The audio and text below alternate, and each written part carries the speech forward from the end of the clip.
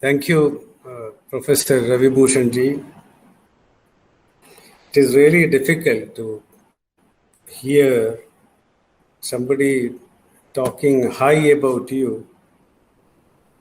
I don't know whether I deserve all those things. All these were part of the life, and all of us will have something like this. Anyway, my respectful regards to Professor Amrita, the head of chairman of the department, and Professor Ashok Verma, and yourself, Mr. Ravi Bhushan ji. Then whoever I can see, I can just read out Dr. Shalini Atri and maybe many other people who are all available here, plus those alumni who are here today with you. I think Dr. Ajit Singh is also there, and other faculties like Ms. Pallavi, Ms. Swati, Ms. Sukriti, all these people. And the special invitees like Dr. Manuradha Chowdhury, she's a teacher at JNU, and Dr. Himanshu Parmar, whom I had an opportunity to meet just before he left our university, and many more other people whom I may not be able to, recall your names or recite your names here. But and all the students, alumni, all are equally respectable, and my pranam to each one of you in this evening. I'm almost an accidental vice chancellor to this university, and I got this opportunity almost 3 months ago. It was surprising to me on one day morning because this is a women's university and you are called to do the job of a vice chancellor. But after coming to that university, meeting great people like this, all these people, I realized the potential of this university is really great, probably much more than many other universities in Haryana. So we all together have taken an oath or more of a decision like how we can take up this university to further heights. Probably we also want to work out on how we can lift it to a central university. But that's the only way we can take it up. And of course, we have a lot of small issues. Being a vast Mahasabha, it's not just a university like other universities, because we have schools, polytechnic, and Ayurvedic college, law college, some other home science. Everything you talk about, we have everything, all. So we cannot have the same approach of other universities. So the same measurement gauge or same methodology cannot apply to our university. So my request to all our alumni is, please be a part of the journey. Let us make it the best place to live, the best place to work, and the best place to refer in your whole life. This is the basic job what we all have. And whenever I get a call to talk in front of literature people, I am little nervous, being I'm a hardcore engineer, I'm a machine builder. So it's always difficult to speak after great teachers like Professor Amrita, Professor Ravi Bhushan saying something. But now sitting here, I decided I should make a different introduction of mine. That may help all these alumni and my colleagues in BPS to really understand what I am and what is my background, because this none of the normal biodatas will tell you. I was born in a very, very remote village in the extreme south of this country, in Kerala. I think it is 82 kilometers away from a district called Palakkad.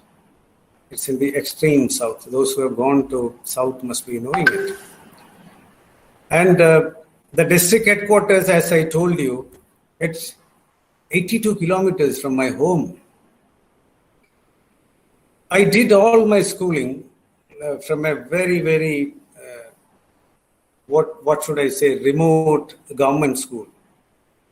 Interestingly, my first standard to fourth standard, I was in a single hall. When I moved from one side to little bit, they told I'm in second standard. Then I was in third, and then I was in the fourth. So just by moving in a single hall, I've completed my fourth standard. And when I graduated to my, high school, I moved from my village school to another school, which is also extended part of the village. All the time till my 10th standard, I was walking to my school, from my home to my school. The initial school, it was 1.5 kilometers distance. So I was walking 3 kilometers. I didn't do my LKG, UKG or pre-KG, whatever you talk today. It was not available those days. Then when I moved to my high school, it was almost 5 kilometers. So my walking distance has become 10 kilometers. So from 3 to 10. Probably that walking helped me to strengthen my feet. And still, I have no problem in walking any amount of distance. I was just telling, I prefer to do a cycling from Murthal to BPS campus, or I can even walk, because I do 25 kilometers cycling every day, even today. And what I want to tell you is maybe 2-3 small stories of mine. It's not story, it's the reality of my life. Like many people in school time, when the teacher asks you what you want to become, most of them will tell, like boys like me, I want to become an SHO, a station officer, a police officer. This is the first thing what you want to do. And when time passes ahead, after some time when you are in your high school and further, you feel like you want to become an army officer because that's more attractive to you. I also told, like many, this is what I want to become. And after my 10th, those days, it was called pre-university certificate, PUC. So 11th and 12th were a part of the university or the college system. So I did my 11th and 12th in another pre-degree part of a college. Until 12th standard, I did all my education in my mother tongue called Malayalam. It's a palindrome. This language, which is very difficult. I don't know if anybody from South who is listening me in this, those who know about this language must be knowing. It's a very tough language. People say, put some stones in a box and just make a sound, kata kata kata kata kata sound. It sounds like that. That's the way it speaks. I learned all my subjects, sciences, and except language, except English language, even that I learned in Malayalam till my 12th. Every scientific terms. And by the time when I got an admission in engineering, the biggest issue what I faced was my language. In the sense, I was very confident of speaking something in my mother tongue called Malayalam, but which will not work out in a higher study program like engineering. Every word, scientific words used in this were going above my brain.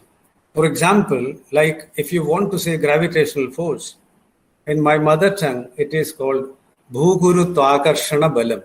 It's so difficult for you to repeat it, I know. So the term was Bhugurutvakarshana Balam, which I was using as a scientific term, and I had to replace it with the gravitational force. And every term it was, because English was just like Latin and Greek to me, tough time. So the biggest problem what I faced in my days of engineering was my communication, specifically in English.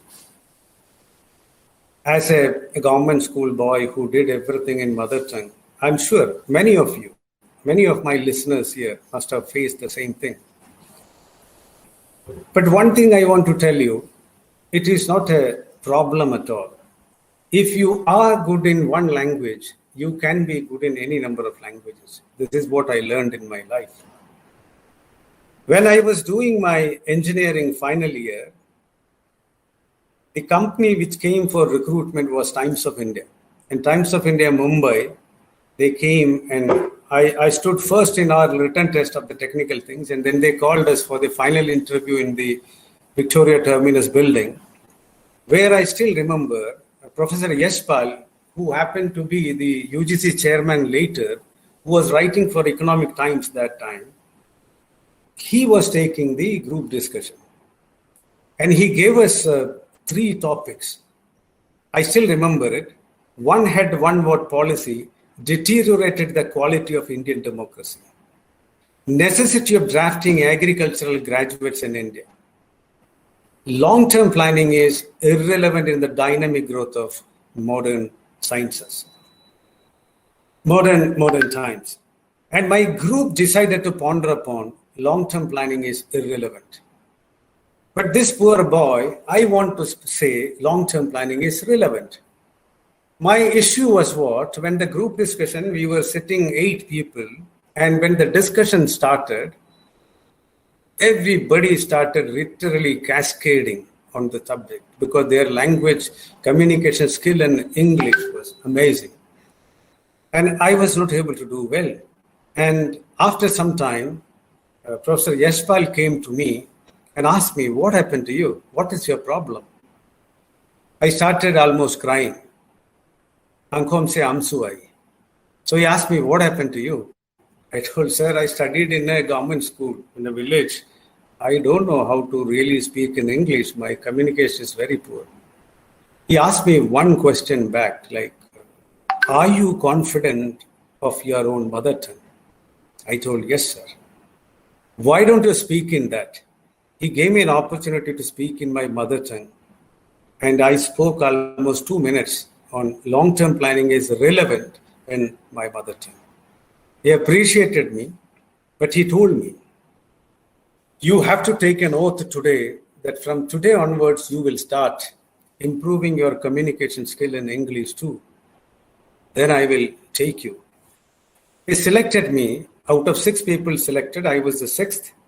I touched his feet and took his blessings and decided I will start working on this language and improve my communication skills. And that journey still continues. Today, I speak almost, I think, 7 or 8 languages, various languages I can speak well. I'm telling this not to market myself. Don't think in that way, because I don't need anything. I'm a vice chancellor. This is what a professor needs in life. The ultimate designation, what you expect in life, could be something like a vice chancellor, and I am. Second time, and that too for 2 universities. And the best part is I'm the vice chancellor of a women's university. What else you want? God has given me everything. I'm very, very happy. So I don't need to lengthen my biodata at all. My only intention is to sincerely share some of my experiences. So those kids who are listening me, I want to tell you, if you are from a village, be proud of it.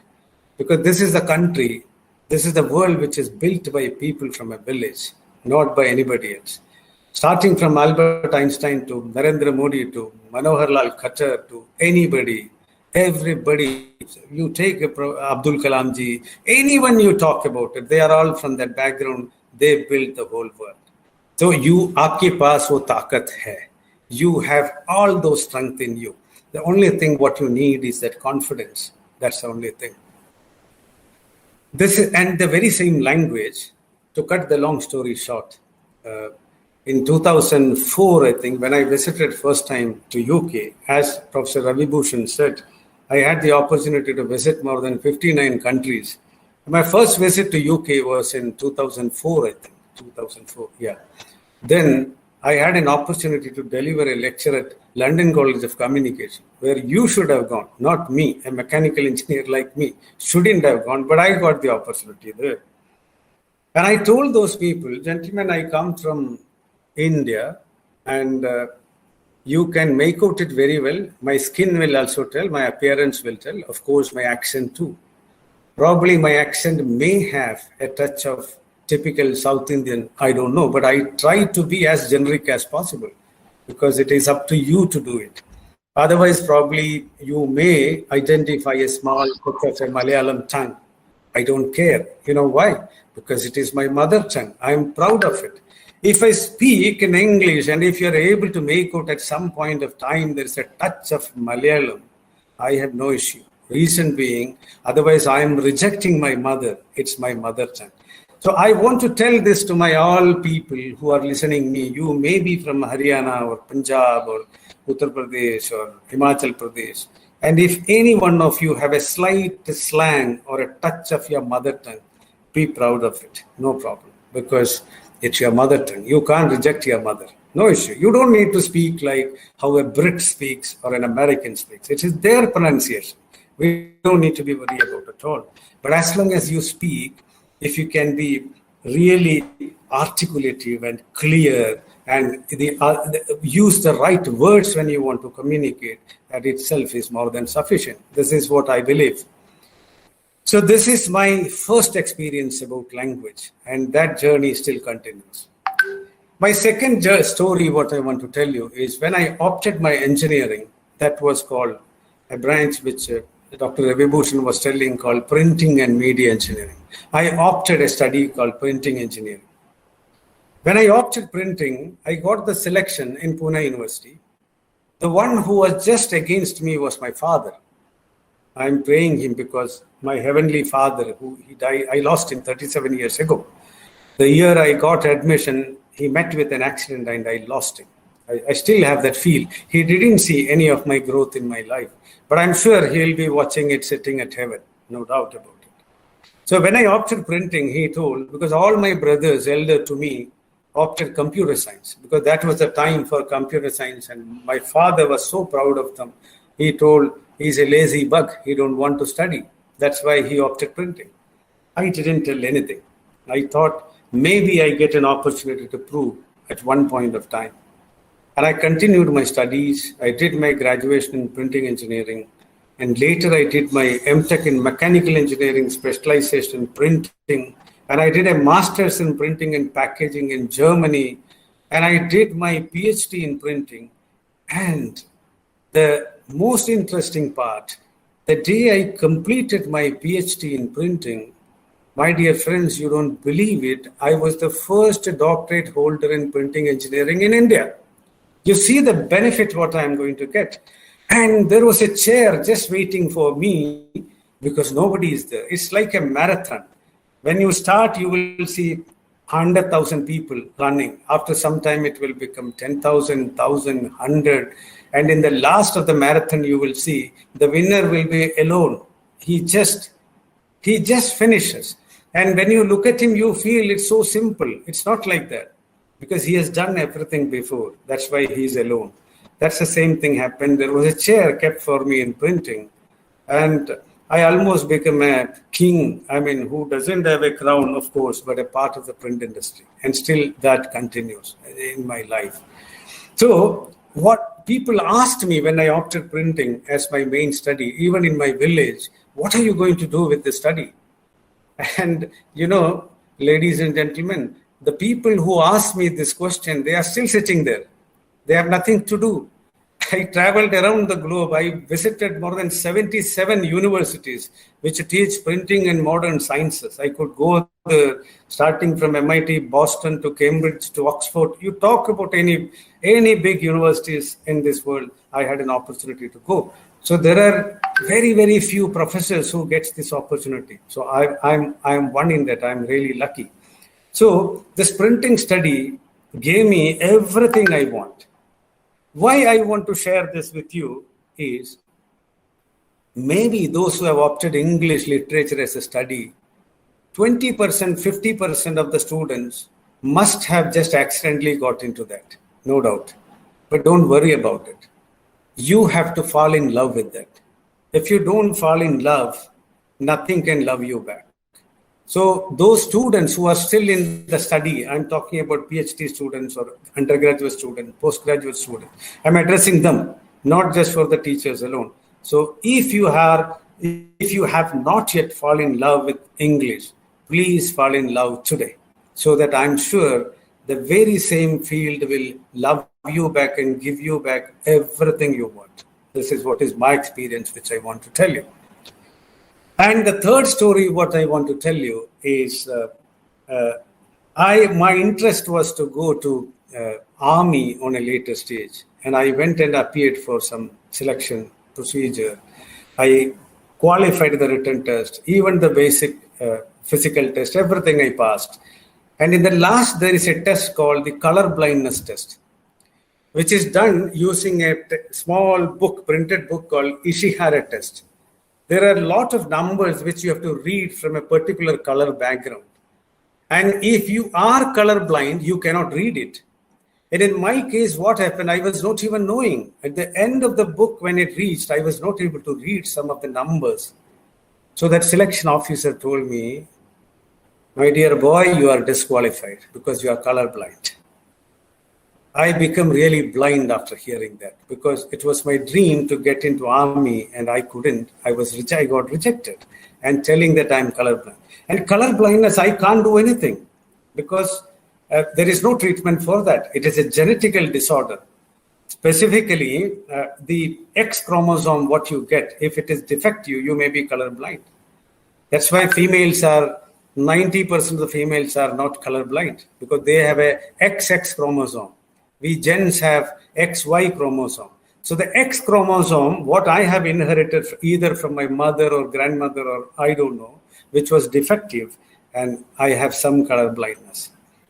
That's the reason why, to make the situation a little more light, I used to tell my friends, when you go to a textile shop to buy something, please take your mother or your sister or your girlfriend or your wife to ask them what color you should buy, because their perception on color is much better, because it is a genetical advantage what they have. It is very clear. I ask my wife when I want to wear a tie, like, what is the combination I should wear? She will tell some weird combination I feel, but when I wear that and go, people will tell, oh, wonderful, very nice. This is what I experienced. So this is about color. So I was colorblind and I was rejected the selection. And I came back. I was dejected, in fact, so sad. But I keep on thinking what to do now, what else I can do. That was somewhere in my mind. And it's more like how to achieve your childhood dreams. And those who have read that book, must be knowing it, The Alchemist. It's clearly written, if you have a constant passion, I don't know, all the constellations will come in such a way and that it happens. And my dear friends, it happened in my life. A year ago, 1.5 years ago, in 2020 Feb, Indian Defense Department, Ministry of Defense, they conferred me an honorary colonel. Today, I keep a colonel honorary behind my name, and it came in the Central Gazette and appointed as a colonel commandant of NCC for Haryana, Punjab, Chandigarh, and Himachal Pradesh, in all the 4 regions. So I can have an insignia, something like a brigadier, which I can't even think in my wildest dream, and it is a reality today. I can do that. What I want to tell you is, life is only this much, nothing more than that. So Paulo Coelho said in Alchemist, this is the same thing he said. So if you have a constant passion and if you have constant desire, ask for it, go for it. I'm sure all those constellations will come in such a way, and it just happens. No explanation how it happens. I don't have any explanation, but it is something to be experienced in life. It happened in my life. So this is another story I want to tell you. It means what all things I thought that it is not part of my life, it all have become my part of life. And to answer the last question of my Heavenly Father, who asked me, what you do with the study of printing? I have become a vice chancellor. What else I can? If I were chosen any other branch also, This is what I can become maximum. And I am a teacher. I'm a proud teacher. I am so passionate teacher, so proud of my profession. And everywhere I tell myself I'm a teacher because I'm the only one. Only my profession can inspire. Only my profession can build engineers. I can produce an engineer, I can produce a doctor, I can produce a politician, I can produce a linguist. What's not? I don't know. Everything is, so our role is more like a Brahma. So I have chosen the role of a Brahma. So we have created the whole world. We have created everything in this world. So I am a very, very proud teacher. So my whole life till today, if I analyze in this way, I am not telling that I am 100% successful or anything, but I'm in my fourth stage of my life. So those youngsters who are listening me, if a villager like me can do this much, imagine what you can do. Because in my time, information was something unimaginable. I have to ask 100 people to clarify something. Today, just by the touch of the tip of your finger, the world is with you. Anything you can find out, what is right, what is wrong. You can check up in 100 occasions and you will get the right result. What else you need? The entire world is connected because information is ubiquitous. It's only your job to find out what you want, how to filter it out, how to use it, how to take an inference out of it. So if a poor average village boy like me, if I can do this much, I'm telling you, you all can do wonders. Because all these youngsters who are listening me, you're all much more intelligent than us, not like me. I am still like a tubulite. It takes time to understand certain things. And you're all tech savvy. You know what is digitization. I am little before the digitization, still try to, catch up that speed what you do. When I buy an instrument of new mobile, I don't even use 5% of that. But within no time, my school-going child, 12th standard boy, can easily tell me what to do in that. That's a kind of knowledge built in their brain itself. So this is the world where we are living now. And Industry 4.0 is already come. Cyber physical systems are controlling. Artificial intelligence is controlling everything. Decision-making power is with you. Every equipment, what you need is with you. What you need is only to fall in love with that field where you are. Unless and until you fall in love, my dear friends, you can't progress. So my only single advice today to all my listeners, let it be the students, undergraduates, postgraduates, or PhD students, or the senior teachers who are listening me, whatever it is, tell your kids, tell your brother, tell your sister, tell everybody, please fall in love. That's the only option. What a usage in English. It is fall in love. What a better way of representing that. So unless and until you do that, nothing can take you back to the normal life. So I want to thank, I was thinking of speaking something else. I had so many other notes which you can see in my hand. I prepared a note to share with you. But after listening Ravi Bhushan and Professor Amrita, I decided, no, nothing will go now. What is coming from my heart, I have to share with you, because originality is originality, that's all. It's always better to be original and what you are. So that no preparation, nothing, what is you are, that you introduced me was very, very glamorous, colorful, but that is not my life at all, and that is not I am at all. So that's the reason I decided that whatever exactly comes from me, I should share with you. I think I have taken more time of you. You must have kept it for something else. I don't know. If I have taken more time, also kindly excuse me. But I wish all the best to every alumni, and let us together make our this BPS University a better place to live and the best in the country. With that note, let me conclude and thank each one of you for patiently listening me. Thank you so much.